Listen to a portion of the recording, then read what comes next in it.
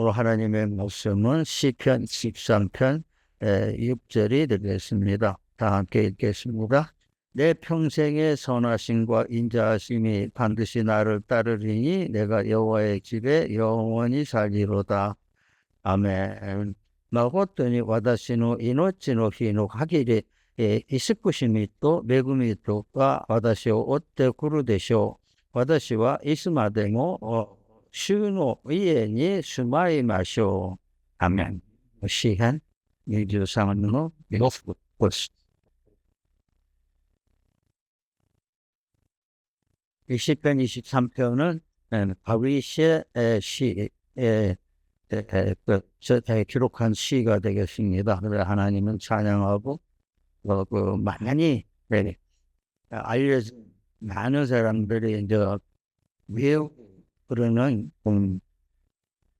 구절이 되겠어요. 근데 이제 우리가 단순히 그냥 외우고 그러는 구절에서 떠나서 이 시편 23편에 들어있는 그러한 아주 귀한 내용을 우리가 캐치하지 못한다면 이 시편 23편은 그냥 사람들이 많이 좋아하는 그 성경 구절이다 이렇게 생각을 하게 되죠. 시편 23편 정말 그 다윗이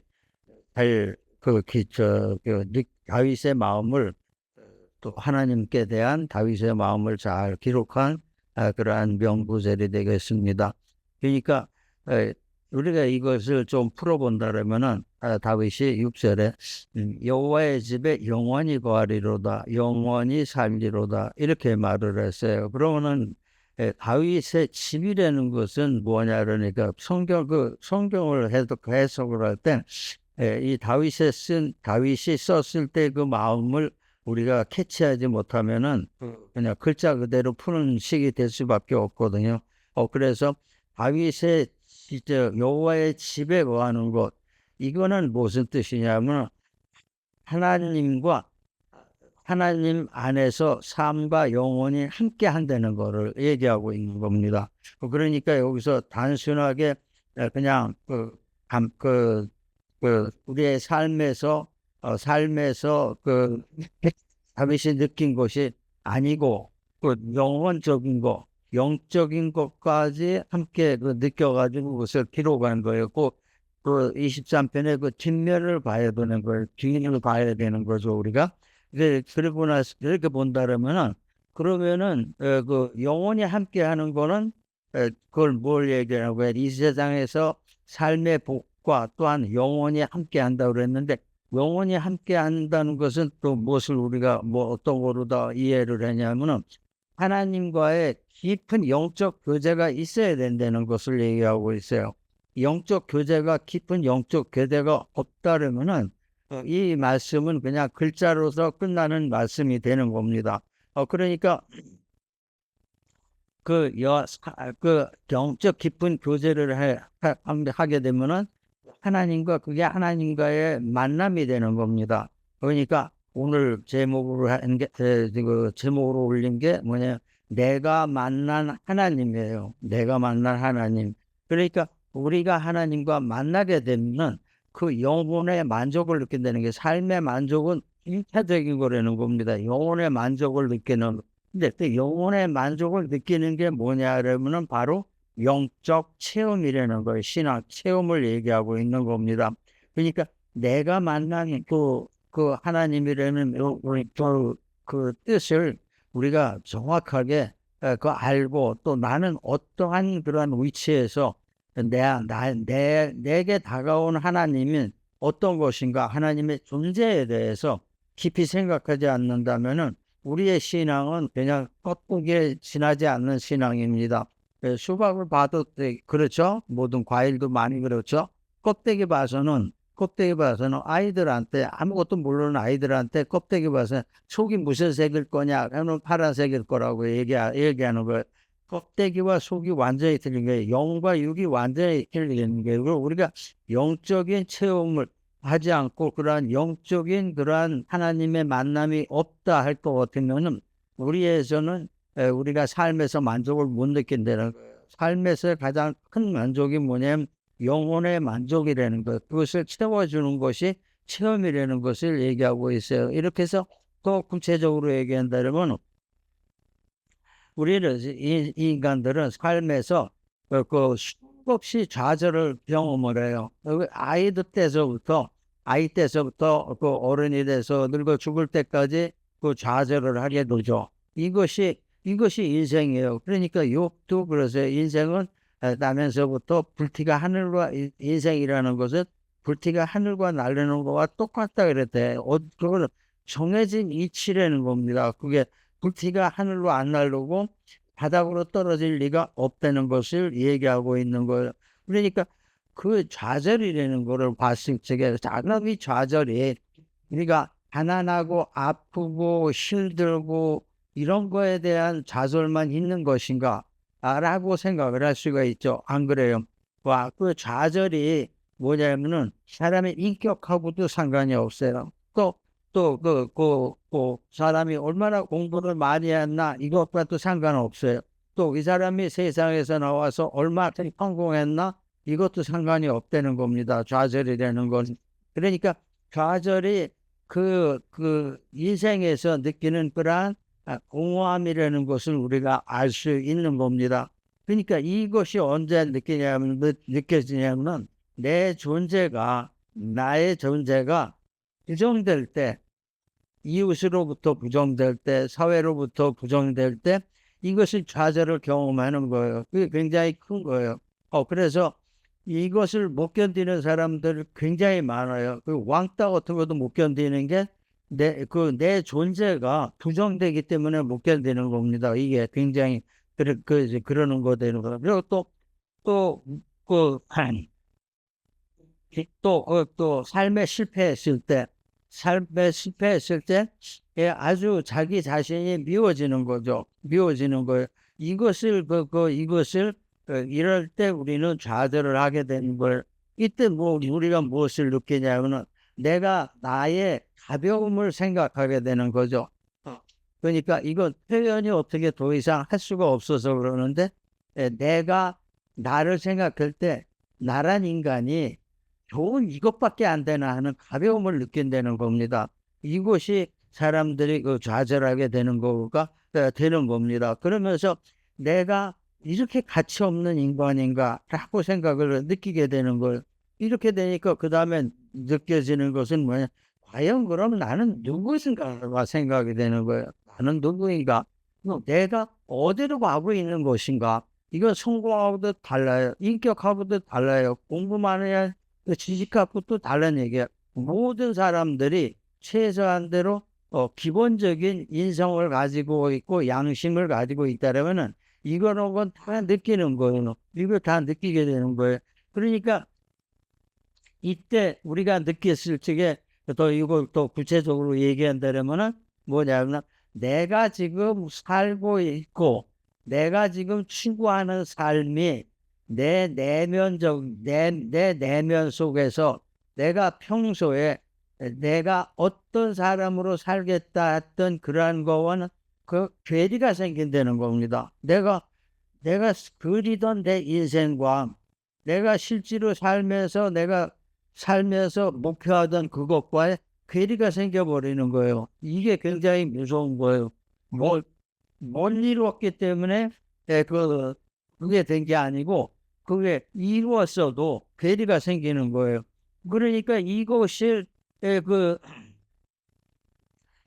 생각했을 때 우리 인생에 그러면 내가 더 살고 내 인생의 끝에 가서 내가 만족할 수 있는 것인가를 생각을 하는 겁니다. 내가 인생의 끝에 가서 내가 만족하게 되면은 그것은 나는 성공적인 삶이 된다는 것을 우리가 다 누구나 알 수 있는 거예요.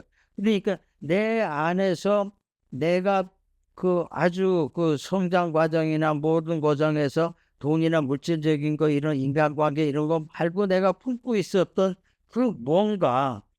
뭔가를 발견하게 되는 겁니다. 이렇게 좌절할 때 그걸 발견하게 되는 거예요. 그러면 내가 좌절할 때 만나게 되면 어떻게 돼요? 그때 하나님을 만나게 된다는 겁니다. 그때.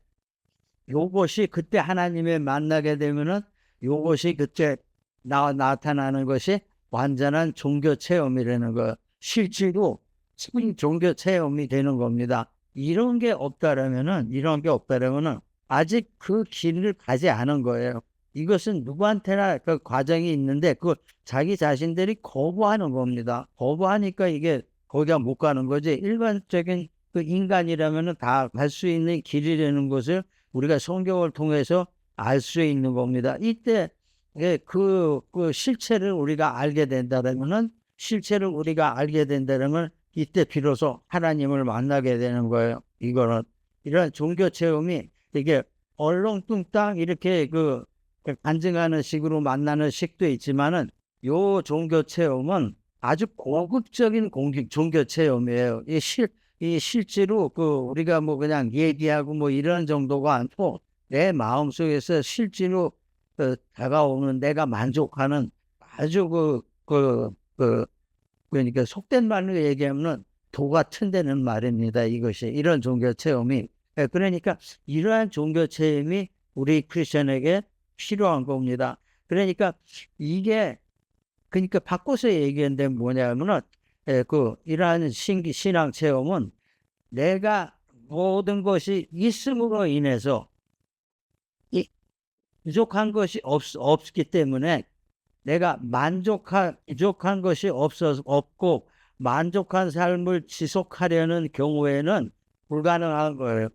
내가 삶에서 부족한 것이 하나도 없고 이런 만족을 내가 영원히 가져갈 거야. 그리고서 그 지속하려고 노력을 하는 거예요. 한마디로 해서 나쁜 놈이 나쁜 짓을 해서 행복해졌다 이에요. 그걸로 인해서 행복해졌을 때 이 나쁜 놈이 생각하는 것이 내가 계속 나쁜 짓을 해서라도 내가 행복하게 살겠다. 이러면은 체험이 없다는 거예요. 그 사람은 안 된다는 거예요. 여러분 이게 그냥 특별한 얘기인데 많은 사람이 그 천국 지옥을 대해서 쓴 책들을 보면 공통된 게 하나 있어요. 그게 뭐냐면은 지옥에 대해서 공통된 게 하나 있는데 지옥에 대해서 공통된 거에 보면은 사람을 죽인 자들은 다 안 나와요. 죽음을 당한 사람들은 다 나와요. 죽인 자들은 잘 안. 왜 그런지 아세요? 이 사람들은 인간 이한의 인간이기 때문에 가치가 없는 거예요. 지옥에 갈 가치도 없는 거예요. 이런 사람들은. 그러니까 내가 삶에서 누구를 죽여가지고서 내가 그걸로 다 만족하고 행복했다. 돈도 많이 있다. 그럼 이거 계속 죽이는 걸로 해가지고 내 인생을 살겠다. 남을. 그러니까 꼭 생명을 죽이는 것이 아니라도 그 사람은 망가뜨리는 거 있죠. 이런 사람들이나 실제로 살인하고 이러는 사람들은 그 하나님 나라에서도 그 받아들일 가치가 없는 사람들이에요. 그러니까 안 나와요. 죄도 그러니까 여기에서 얘기하는 것이 그거를 얘기하고 있는 것. 이런 사람들은 불가능하다는 겁니다. 전혀 불가능하다. 그렇지 않은 우리 보통 평범한 양심을 갖고 있고 윤리적이고 또 그런 사람들은 평범한 사람들은 그 하나님 안에서 우리가 가능해야 되는 거예요. 예수님이 오신 것이 뭐냐, 이러한 평범한 사람들을 저기 위해서 온 거예요. 분명히 예수님을 얘기하셨어요. 돼지에게 진주 주지 말라 얘기하셨어요. 돼지에게 진주 주지 말라 그래. 오히려 너를 도로 칠까 두렵다고 얘기했어요. 그러니까 우리가 이 부분을 이렇게 잘 생각을 해야 되는 겁니다. 무조건 우리가 100% 그 성경에 나와서 모든 사람들의 하나님 은혜 안에 있으니까 그것은 다 그 구원의 길을 인도해야 된다. 이렇게 얘기하고 있는데 분명히 그 부분에 대해서는 구별된 말씀을 하시고 있는 거예요. 그러니까 우리가 이 부분을 아주 확실하게 알아야 되는 겁니다. 그러니까 내가 정말 하나님과 만나기 위해서 이루어져야 되는 것이 뭐냐면은 내가 나를 부정을 해야 돼요. 내가 삶에서 있는 나를 부정을 해야 되는 겁니다. 그 다음에 뭐냐, 내 뜻이 소멸을 돼야 돼요. 내 뜻이 소멸된다는 건 뭐냐면 육적인 뜻이 소멸된다는 겁니다. 육적인 뜻이. 육적인 뜻이 소멸되면은 하나님 안에서 육적인 뜻이 살아난다는 거예요. 살아난다는 거예요. 그리고 그 육적인 것이 살아난다는 거예요. 나를 부정을 하면은 하나님을 인정을 하는 게 되는 겁니다. 하나님을 인정을 하게 되면은 또 내가 인정이 되는 거예요. 하나님에 의해서. 그러니까 이게 이 미묘하게 양면적인 그러한 면이 있다는 겁니다. 이걸 우리가 잘 알아야 되는 거예요. 그렇다. 그리고 또 하나를 본다면 또 나의 죽음에 한해서 내가 죽도록 주님을 사랑합니다. 이렇게 되면은 어떻게 돼요? 내 죽음이 내 목숨을 내놓은 거가 되는 거예요. 그럼 분명히 예수님께서 말씀하셨죠? 나를 위해서 죽는 자는 내 영원히 살리라 그랬어요. 영원히 살리라. 그러니까 그, 그 죽음이라는 것이 우리가 살아나는 죽음이라는 거예요. 똑같은 종이 한쪽은 죽음이라는데 그 뒤쪽을 뒤집어 보면은 나에 관한 것이 다 있는 거예요. 뒤쪽을 뒤집어 보면은 나의 부정이 뒤쪽을 뒤집어 보면 하나님이 인정해요. 근데 하나님 인정해서 도로 이쪽을 뒤집으면 나가 인정이 되는 겁니다. 인정이 되는 거죠. 이런 것이 우리가 아주 하나님 믿음 안에서는 꼭 기억해야 될 것입니다. 내가 죽는 것이 아니라는 거예요. 바로 내가 소생되는 거예요. 살아난다는 거예요. 살아나면은 그것이 뭐냐? 하나님 안에서 또 다시 살아난다는 거예요. 여기에서부터 모든 것이 시작한 것이 부활, 소생 이런 거가 되는 겁니다. 그러니까 우리가 이 부분은 아주 기억을 아주 잘해야 돼요. 우리가 이 순간에 우리가 생각할 것은 뭐냐면 과연 그렇다면 내가 만난 하나님은 어떤 하나님인가? 지금 내가 만나고 있는 하나님은 어떤 하나님인가? 이거를 우리가 깊이 생각을 해야 돼요. 그래야 다음 스텝으로 나갈 수 있고 버릴 건 버리고 나갈 건 나가고 이렇게 되는 겁니다. 뭐 시간이 많이 지나가서 좀 간단하게 얘기했어요. 먼저 본다면은 내가 만난 하나님이 먼저 본다면 내가 만든 하나님을 만나는 사람이 있다는 겁니다. 내가 만든 하나님이에요. 보니까 이게 굉장히 의미가 깊은 것인데 우상이 될 수도 있고 하나님이 될 수도 있고 그래요. 크리스찬이라면 하나님이에요. 하지만 일반 사람들이라면 우상이 되는 거예요. 출애굽기 32장 4절에 있죠. 모세가 시내산 구에서 하나님 말씀을 받으러 갔는데 안 내려온 거예요. 그러니까 사람들이 어떻게 했어요? 금을 다 모아가지고 송아지를 만든 거예요. 아론을 시켜가지고 송아지를 만들게 해서 그리고서 그거를 가지고 막 번제를 그 앞에서 번제도 드리고 또 또 화목제도 드리고 그리고 그 앞에서 막 축제식으로 다 노는 거예요. 하나님이 딱 보시고 이 사람들 도저히 안 되겠다 그래서 또 모세한테 하나님이 말씀하셨죠. 너희 민족이 지금 부패돼 있다래. 썩었다는 겁니다. 썩었다니까 빨리 내려가라 이렇게 얘기하셨어요.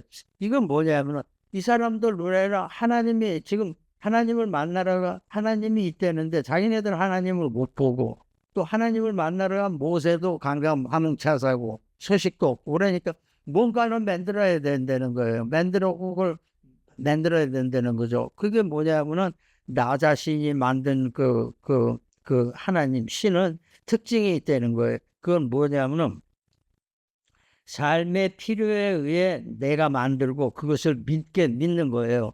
이것이 내가 만들었기 때문에 나의 풍요로움만 추구하게 되는 거예요. 그러니까 인간이 약한 사람, 인간의 심성이 약하기 때문에 그 심성이 약한 그 안에 무엇이 있냐는 인간의 신심이 있어요. 신을 의지하는 그러한 마음이 있는 거예요. 이러한 마음을 왜 충족을 시키기 위해서 만들어 놓은 거예요. 보이는 형상을 만드는 거예요. 그러니까 기독교 말고는 거의 다 보이는 그런 게 있어요. 그게 왜냐하면 인간의 신심을 충족시키기 위해서 하는 겁니다. 그런 형상이 없는 우리는 기껏 해봐야 그 십자가 형상밖에 없는 거예요. 또 어떤 사람들은 그래도 십자가도 없애야 된다는 거예요. 기독교는. 그것도 우상이 될 수 있다고. 그랬는데 십자가는 우상의 축에 들어가는 것이 아니고 하나의 표시라는 거예요. 표시일 뿐이에요. 그러니까 이렇게 되니까 그러니까 자연히 어떻게 돼요?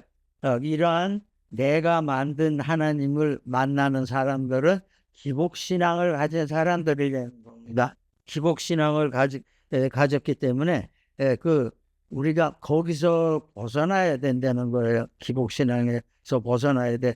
이 사람들이 하는 게 굉장히 아주 논리적으로도 우리가 이렇게 반대할 수 없는 그러한 논리를 앞세우고 그래요. 그게 뭐냐면은 전에도 언제 한번 얘기한 적이 있을 것 같은데, 우상을 만들면은 우상이 정식으로 우상이 되기 위해서는 저만식을 합니다. 저만식. 그러니까 이거를 그렸을 적에 이거는 어느 나라든지 토속신앙 이런 데서 용왕으로 표시되고 있어요. 잉어가. 근데 이거를 만들었을 때 이거를 잘 그려놨고 실제로 아주 멋있게 그려놨는데 내 눈 동자는 안 그리는 거예요. 어떤 우상이든지 눈 동자를 안 그리는 거예요. 그러니까 눈 동자를 안 그리는 것이 왜 그러냐면은 눈 동자를 안 그림으로 해서 그냥 그림이라는 겁니다. 하지만은 그 눈동자를 그려 넣는 순간에 이걸 가지고 저만식이라고 그래요. 눈동자를 그려 넣는 순간에 그 신의 생명이 들어온다는 것이에요. 무서운 얘기예요, 이거는. 그러니까 우리가 뭐 돌로다 된 거, 뭐 나무로다 된 거, 왜 믿냐? 바보 같은 사람이다. 사람들이다 얘기하면은 그 사람들은 우리는 저만식이라는 게 있대. 저만식을 하지 않으면 그냥 나무되는 거 아무것도 아니라는 거예요. 저만식을 함으로 인해서 그 영혼이 그 신이 거기 들어온다는 겁니다. 들어온다는 거. 그러니까 이게 무서운 거죠. 그러니까 일본 같은 데도 다루마 같은 거 이렇게 우상 이렇게 만들어 놓은 거 보면 저만식 굉장히 아주 중요하게 생각을 해요. 그래가지고 반드시 그거를 해요. 그러니까 다른 종교에서도 그래요. 이렇게 우상을 만들어 놓고 뭐 멋있게 잘 만들어 놓고 나중에 저만식을 아주 요란하게 해요. 그건 뭐 아주 간단한 거예요. 붓으로 다 먹물로 해가지고 눈 동작만 이렇게 그려놓는 거예요. 그런 저만식이에요, 그게. 근데 다 해놓고. 근데 이 순간에 그 영혼이 들어온다는 거예요. 그 신이 여기에 들어온다는 거예요. 그래가지고 역사를 한다는 겁니다. 이렇게 되니까 어떻게 돼요? 그 사람들 나름대로 타당성이 있다고 생각을 하지만 우리가 볼 때는 인간의 신심을 이용을 하는 겁니다. 신심을 이용해서 형상화시키고 그걸로 인해서 또한 만족을 하게 그래 만드는 거예요. 그 다음에 또 하나를 본다면은 전통과 조직 속에서 하나님을 만나는 거예요. 이건 뭐냐면은 전통과 조직 속에서 하나님을 만나는 자라는 아주 그 안에 모두 있냐는 모태신앙도 있다는 겁니다. 모태신앙도 있고 어떠한 교회 조직 또 어떠한 그러한 전통 속에서 신을 만나는 하나님을 만나는 그러한 사람들이 있다는 겁니다. 이런 사람들의 특징은 뭐냐면은 그 대표적인 것이 바리새인이에요. 바리새인들은 어떻게 해요? 식사 시간에 지키는 그 성결 예식이 있죠. 성결 예식도 있고 율례도 있고 규례도 있고 이게 유래가 너무 많은 거예요. 그 666가지 뭐 이런 식으로 다 하루에 몇 킬로 이상은 주일날에 들고 가지도 못하고 일을 해면 안 되고 이런 것이 있는 거예요. 이렇게 그게 아주 세세한 부분까지 전부 규정을 해놓은 거예요. 그러니까 바리새인들이 예수님과 트러블이 있을 수밖에 없었어요. 예수님은 그런 거 그렇게 크게 중요한 게 아니다. 너희들이 진짜 중요한 건 구원을 얻는 거고 회개를 해야 되는데 회개하지 않고 이렇게 의식에만 충실할 경우에 그게 올바른 게 아니다라고 얘기를 하신 거예요. 그러니까 그 사람들은 안 그래요. 그 사람들은 몇천 년을 그렇게 지내왔어요. 전통으로 다 지내왔고, 그리고 그렇게 생활을 하게 된 거죠. 그런 믿음 신앙의 공동체 안에서, 조직 안에서 이 이스라엘의 그 신앙 공동체 조직이라는 거 아주 강해요. 그거 뭐 일본이 이지메 때문에 어디 제대로 나가서 생활 못 한다는 거 그거 이상가요. 이 사람들은 키부스에서 지금은 좀 키부스에서 떠나갈 경우에는 그 공동체 생활을 못 하는 거예요. 공동체 생활을 못 하고는 아무것도 안 되는 거예요. 이 사람들 어때 일도 뭐 제대로 못 하고 뭐 전부 안 되는 겁니다. 이렇게 돼 이런 조직에 있다 보니까 어쩔 수 없이 그 안에 있는 하나님을 만나게 되는 겁니다.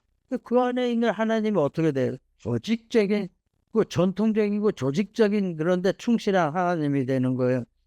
예수님이 바리새인들을 독사의 자식이더리라 얘기하는 그러한 믿음이 된다는 것을 우리가 알 수 있는 겁니다. 그래서 조직 속의 하나님을 만나는 사람들의 그 특징을 본다면 그 울타리를 벗어나서는 하나님이 존재하지 않을 것 같이 느껴지는 거죠. 왜 울타리 안에서만이 내 신변이 보장되고, 신변도 보장되고, 생활도 보장되고, 그리고 앞으로의 길도 평탄하고, 이렇게 생각을 하는 거예요. 그러니까 여기에서 벗어나고 싶지 않다는 거죠. 내 안일한 삶에서 벗어나고 싶지 않다는 거예요. 이것이 굉장히 그 발길을 잡고 있는 거예요. 누가?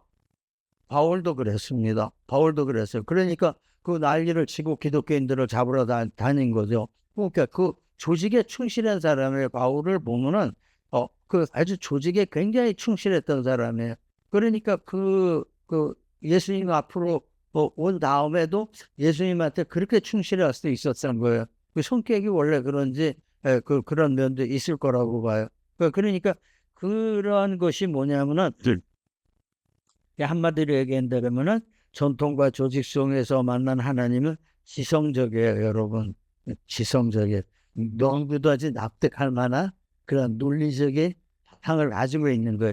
지성적이면서 근데 지성적이면서 뭐가 문제가 되냐면 경직돼 있어요.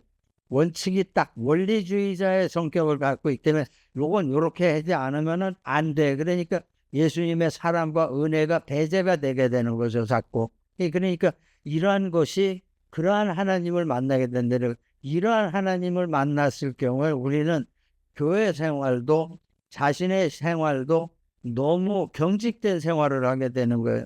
너무 힘드는 거예요. 신앙생활이 자유스럽고 마음이 편하고 또한 그러한 것이 아니고 너무 그 조직화된 신앙생활이기 때문에 경직돼 있고 너무 지나치게 원칙을 앞세우게 되는 그러한 신앙생활을 하게 된다는 겁니다. 이것도 우리가 바람직하지 않게 되는 겁니다. 맨 나중에 본다면 하나님이 세우신 하나님을 만나는 사람이에요.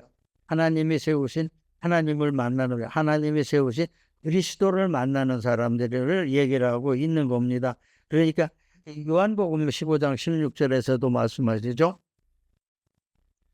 너희가 나를 택한 것이 아니고 내가 너희를 택한노라. 이것이 기본적으로 충족되어 있지 않으면은 우리가 신앙생활이 굉장히 어렵다는 것을 알 수 있는 것. 이렇게 될 경우에 너희는 택하신 족속이 되는 거죠. 그리고 왕 같은 제사장들이고 거룩한 나라가 되는 것이고 그의 소유가 된 백성이다. 이러는 거예요. 이런 조건이 모두 충족이 된다는 거예요. 그러니까 우리가 이러한 모든 삶의 안에서 하나님과의 만남이 하나님이 세우신 하나님을 만나는 자만이 그러한 옳은 신앙생활을 할 수 있고 그 하나님이 원하시는 그러한 신앙생활을 할 수 있다는 겁니다. 내가 정말 아주 어려울 때만 하나님을 찾고 또 믿지 않는 사람들이 하나님 그때 어떻게 만나고 그러는 그런 거는 그런 자리에서 머물러서는 안 된다는 거를 얘기하고 있는 거예요. 그런 자리에서부터 한 발 한 발 앞으로 나가야 된다는 거예요. 누구든지 신심이 가지고 있지 않는 사람은 크리스찬이 될 수 없어요. 그 발전이 되는 조직 생활을 하지 않는 사람은 또 크리스찬이 될 수가 없어요. 이런 과정을 하나하나 거쳐서 나가야 된다는 거예요. 이거는 자기 자신들이 할 일이 되는 겁니다. 그래서 믿음에 대한 신앙 체험이라는 게 간단하게 한두 개가 아니라는 거예요. 신앙 체험 하다 보면은 이 신앙 체험이 상당히 많게 되는 게 계속 신앙 체험의 연속이라고 볼 수도 있어요. 신앙 생활은 연속이라고 볼 수도 있게 되는 겁니다. 그러니까 우리가 어떠한 하나님을 만나는 거는 그 키포인트를 본다면 어떻게 하나님을 만날 것인가가 다 중요한 겁니다. 내가 어떤 자리에서 어떤 상황에서 어떻게 하나님을 만나게 되는 것인가 굉장히 중요한 게 되는데 우리에게 받는 그러한 삶에 대해서 어려움, 이런 고통, 또 좌절을 맛봤을 때 우리가 진정으로 하나님을 만날 수 있다는 겁니다. 그 진정으로 하는 내가 풍족했을 때 만나는 하나님이 아니라는 거죠. 그 내가 영적으로 빈곤했을 때 내가 영적으로다가 이 인생에 대해서 깊이 생각했을 때 그때 만나는 하나님, 이게 진짜 하나님께서 만드신 세우신 하나님이 되는 거예요. 그 그리스도를 믿게 되는 겁니다. 이것이 우리에게 아주 그 신앙생활에서 중요하게 되는 거예요. 그 사람마다 생각과 환경에 따라 다르게 돼. 이러한 거예요. 사람마다 환경에 따라 어떤 사람은 아픈 중에서 하나님을 만나는 사람이 있고 어떤 사람은 가난한 사람 그 중에서 어떤 사람은 하나님을 만나는 사람도 있고 어떤 사람은 부자이면서도 그 공허함을 메꾸지 못해서 어렵고 힘들 때 영적인 그때 하나님을 만나게 되는 사람들이 있고 그렇게 되는 거예요. 그래서 사람마다 그 내면에 우리가 하나님이 세우신 하나님이 만드신 하나님을 만나는 사람은 그 내적인 만족이라는 게 우리가 보통 사람들이 생각하는 그 만족하고는 완전히 다르게 되는 거예요.